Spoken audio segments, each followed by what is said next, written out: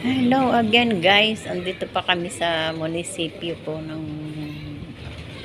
bayan na aming dito po kami lagi namimili sa bayang ito. Ito po ang pinaka namin, palengke, bayan ng Siniloan. Ang tagal po nung nung nagla-lunch na iinip ng lola. Hindi ako makatagal sa loob guys kasi sobrang lamig. Gawa ng aircon. Ayan. Dito po ako sa kabilang building. Inaantay po namin yung naggawa ng police clearance ng aking apo. Kasi nga po hindi pa raw makita nung doon sa computer.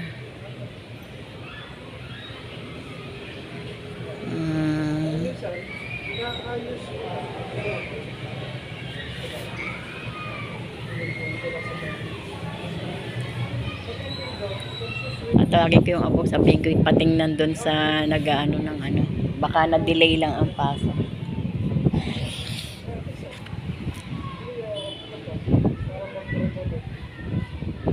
Hello.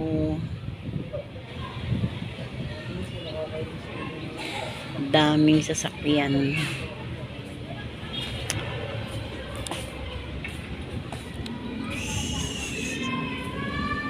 May kapirasong lupa dito guys, oh. Gandang tamna ng gulay oh. Puro damo lang ang narito. Hindi tinamnan ng may-ari ng kasi yung may bahay dito pero abandon na siya. Walang tao guys.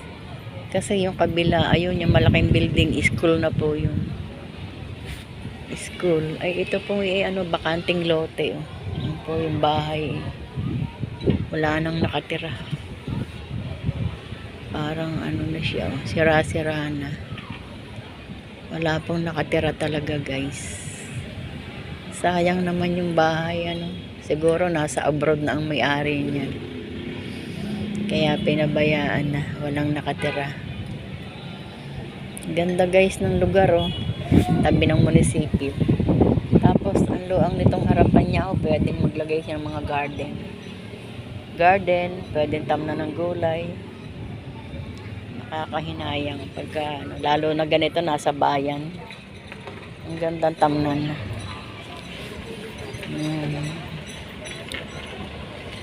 Ayan pang mga motor ng empleyado. Ayan guys, mga motor ng empleyado. Bago pa lang po itong to guys, building na ito. Siguro mga pa lang to, mga 2 years pa lang itong building na to. Hindi pa gaanong matagal. Katabi po niya itong school ng Siniloan. Maganda po itong lugar na ito, school na to. School po ito simula sa elementary. Yung pong kadugsong ay high school. Tapos yung dulo po ay college. Andito na po lahat. Andito na lahat guys.